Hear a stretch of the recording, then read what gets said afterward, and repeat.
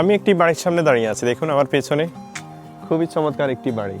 বাড়িটার ভিউ যদি আপনাদেরকে দেখাই, সুন্দর কারুকার্যে গোয়া, চারদিকে হচ্ছে যে সবুজ প্রকৃতি। তো এই ভিডিওটা যে কারণে করা, এখানে হচ্ছে যে বাড়িটা দেখেন, বাড়িতে অনেকগুলো জানালা, অনেকগুলো রুমের অনেকগুলো জানালা আমাদের পেছনে হচ্ছে যে দৃশ্যমান। তো এই ভিডিওটা যে কারণে করছি, এই জানালা দিয়ে যে রুমে মানুষগুলো থাকে, তারা প্রত্যেক দিন ঘুম থেকে ওঠে বা ঘুমানোর আগে যে সুন্দর ভিউটা দেখে, সেটা হচ্ছে যে আপনাদেরকে আমি একটু দেখাবো। চলুন আমরা হচ্ছে যে পেছনের ক্যামেরা দিয়ে সামনের দিকে যাই এবং তাদের জানালা থেকে যে ভিউটা দেখা যায় সেটা হচ্ছে যে আপনাদেরকে আমি একটু দেখাই। দেখুন সুবহানাল্লাহ, কি যে সুন্দর, চারদিকে হচ্ছে ফসলি জমি,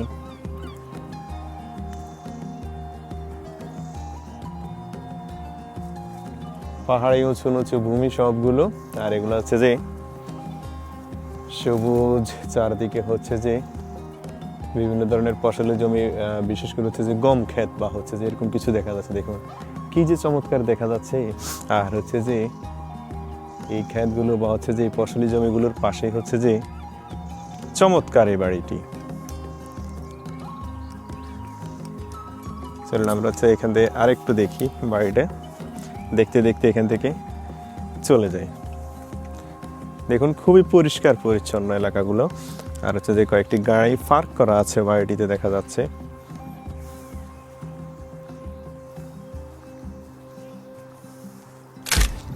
কিছুদিন আগে গম ক্ষেত নিয়ে একটি ভিডিও দিয়েছিলাম, যেখানে হচ্ছে যে গমগুলো হচ্ছে যে খুবই ছোট ছিল, কিন্তু চমৎকার একটা ভিউ ছিল গমের। তো আজ হচ্ছে যে আমার ছুটির দিনে আজকে আবার সাইকেল নিয়ে ঘুরতে বের হয়েছি। তো অন্য একটি জায়গায় হচ্ছে যে আরও কিছু ফসলি জমি বা গম ক্ষেত চোখে পড়েছে। দেখুন আমার পেছনে এগুলো হচ্ছে সব পাহাড় বা পাহাড়ের মতো, কি যে চমৎকার। আমার চারপাশে হচ্ছে যে গম আর গম। তো এখানে দেখেন একটি সুন্দর বিষয় আপনাদের সাথে শেয়ার করি। আমার পেছনে দেখেন হাঁটার রাস্তা। এখানে হচ্ছে যে ফসলি জমিগুলো সবাই করে না, নির্দিষ্ট কিছু ব্যক্তি আছে যারা হচ্ছে যে চাষাবাদে দক্ষ, তাদেরকে হচ্ছে যে সরকার হচ্ছে যে জমিগুলো চাষাবাদ করার সুযোগ দেয়। আর এই যে রাস্তাটা দেখতে পাচ্ছেন, এটা হচ্ছে যে ট্রাক্টর সহ কৃষি সংশ্লিষ্ট বিভিন্ন যানবাহন চলাচলের জন্য হচ্ছে দেখুন বিশাল হচ্ছে যে রাস্তা। পাশাপাশি হচ্ছে যে গ্রামের মানুষ বা হচ্ছে যে শহর থেকে কেউ হাঁটতে বের হলে এসব রাস্তা দিয়ে হাঁটে বা হাঁটার একটা সুযোগ পায়। তো এটা একটা সুন্দর বিষয়। অদক্ষ ব্যক্তি দ্বারা হচ্ছে যে চাষাবাদ করার চেয়ে দক্ষ ব্যক্তি দিয়ে করাই ভালো, সেটা হচ্ছে যে এখানে খুব সুন্দরভাবে তারা এটা দেখিয়েছে বা হচ্ছে যে আমরা বুঝতে পারি। তো আমাদের দেশে হচ্ছে যে ছোট ছোট আইল থাকার কারণে আমাদের সারা দেশে অনেকগুলো ফসলি জমি হচ্ছে যে ফসল উৎপাদন থেকে বঞ্চিত হয় বা হচ্ছে যে ফসল উৎপাদন সম্ভব হয় না। এক পরিসংখ্যানে দেখা গিয়েছে আমাদের দেশে, সারা দেশে যে পরিমাণে আইল আছে ক্ষেতের মধ্যখান দিয়ে, সেগুলো যদি একসাথ করা হয় প্রায় হচ্ছে যে একটি জেলার সমান জমির হচ্ছে যে বের হবে চাষাবাদের জন্য। তো এখানে দেখুন, এখানে তারা এটা সম্পূর্ণ ব্যতিক্রমভাবে সাজিয়েছে। দেখুন আমার পেছনে যেটা দেখা যাচ্ছে, সেটা সবটা কিন্তু একটা ফসলি মাঠ। এখানে ভিতরে কোনো আইল নাই, সবটা হচ্ছে যে একই জমি। দেখুন আগা মাথাটার কোনো ঠিক নেই।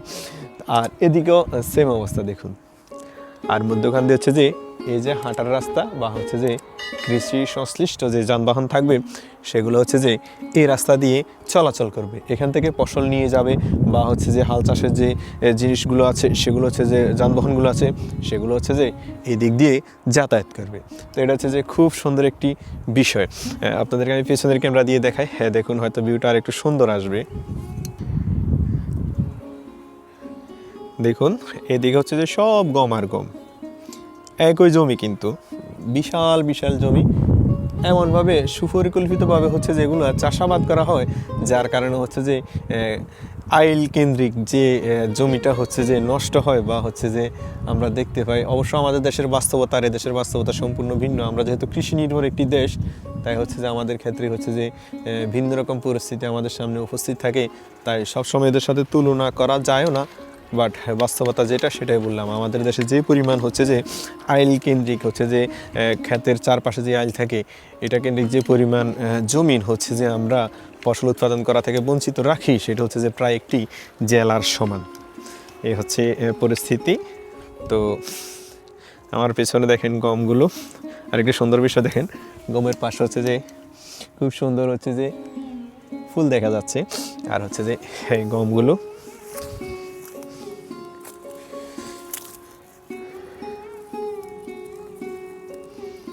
আমাদের দেশের গমের মতোই, খুবই চমৎকার। বিভিন্ন ভিডিওতে আমি আপনাদেরকে বিভিন্ন হচ্ছে যে ইংল্যান্ডের গ্রাম অঞ্চলের পুরাতন অনেকগুলো ঘর দেখিয়েছিলাম। তো আজ হচ্ছে যে একটি জায়গায় এসেছি, আমার পেছনের ঘরগুলো দেখেন কতটা পরিকল্পিত বা হচ্ছে যে সুন্দরভাবে গড়ে তুললে এত সুন্দর থাকে। দেখুন খুবই পরিষ্কার পরিচ্ছন্ন। আর হচ্ছে আমি আপনাদেরকে পেছনের ক্যামেরা দিয়ে দেখাই, দেখুন খুবই চমৎকার। কোনো মানুষ নেই, কোনো সারা শব্দ নেই। এখন হচ্ছে এখানে প্রায় সন্ধ্যা 9টা হলো। এখন হচ্ছে যে এখানে সন্ধ্যা হতে হতে 9:30 বা 10টা বাজে। তো এই সময়টায় হচ্ছে যে এখানকার মানুষ হচ্ছে যে সময়ের হচ্ছে যে খুব মূল্যায়ন করে। তারা হচ্ছে যে অনেকে ডিউটি থেকে এসেছে, মোটামুটি এসেই এখন হচ্ছে যে ঘুমিয়ে গিয়েছে। তো আমি হচ্ছে এদিক দিয়ে যাচ্ছিলাম, অনেকগুলো হচ্ছে যে নতুন করে পরিকল্পিতভাবে হচ্ছে যে শহরের উপকণ্ঠেই হচ্ছে যে এই বসতিগুলো নির্মাণ করা হয়েছে। তাই হচ্ছে যে আপনাদের সাথে একটু শেয়ার করছি বা আপনাদেরকে দেখাচ্ছি। দেখুন আমি হচ্ছে আপনাদেরকে পেছনের ক্যামেরা দিয়ে কিছুক্ষণ দেখাই, দেখে আমি হচ্ছে এখান থেকে চলে যাব।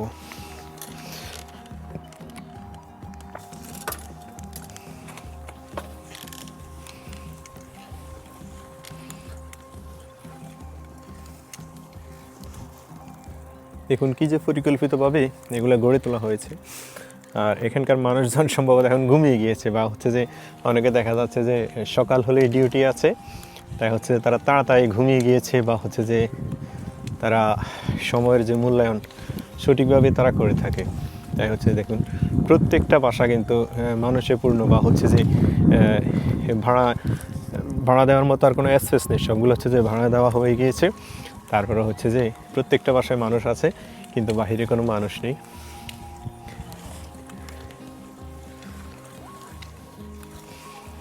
প্রত্যেকটা বাসার সামনে দেখুন গার্ডেন আছে, এই গাড়ি পার্ক করা আছে। এই দেশে হচ্ছে যে প্রায় প্রত্যেক ফ্যামিলিরই হচ্ছে যে পার্সোনাল গাড়ি থাকে। তাই হচ্ছে যে প্রত্যেকটা বাড়ির সামনে, প্রত্যেকটা ঘরের সামনেই হচ্ছে গাড়ি দেখা যাচ্ছে।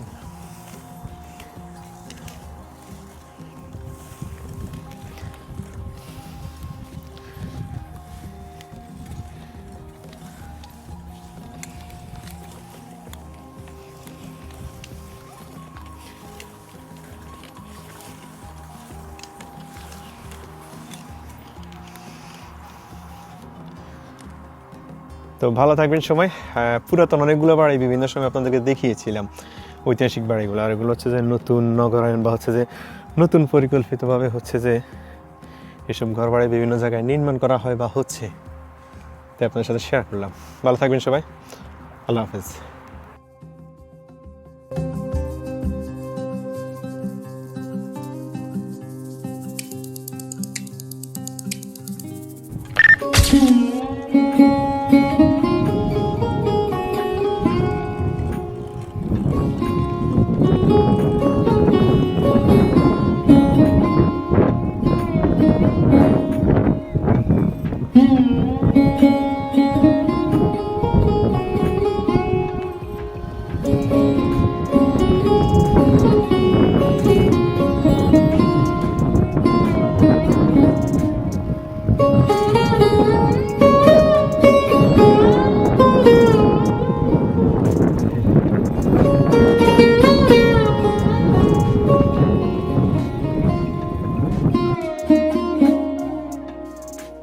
Mm-hmm.